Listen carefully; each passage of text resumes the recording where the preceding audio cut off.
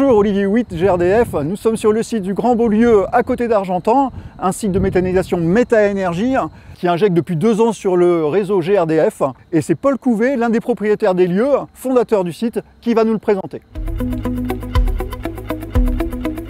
Le biogaz qui est produit dans les digesteurs, les grosses bulles qu'on a vu de gaz sortir, le gaz il est très chaud, 38-40 degrés, et donc très humide. Parce que vous imaginez bien que là-dedans, on a 10% de matière sèche, c'est très humide. Donc le gaz plonge sous terre dans des canalisations en 200, des canalisations assez longues pour condenser le gaz.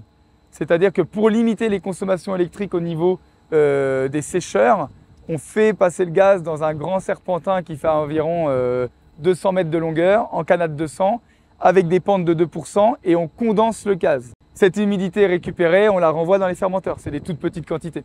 Le gaz, ensuite, il arrive ici.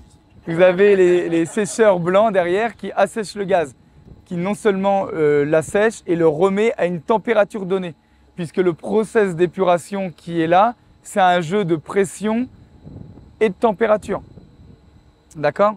GRDF nous demande une pression, nous demande une température, mais notre process pour aller chercher le biométhane, c'est aussi un process de jeu de pression et de jeu de température.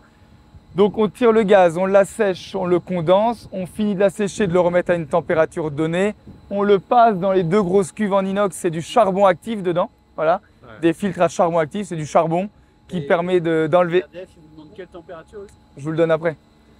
On enlève le soufre, les poussières, on repasse dans des filtres à poussière en cascade et on arrive dans la grosse boîte verte à côté de l'extincteur. Là, il y a une grosse boîte verte où il y a 2 gros câbles électriques qui arrivent. Derrière, pas au fond là-bas, hein, sur droite, là-dedans, c'est un gros compresseur à vis.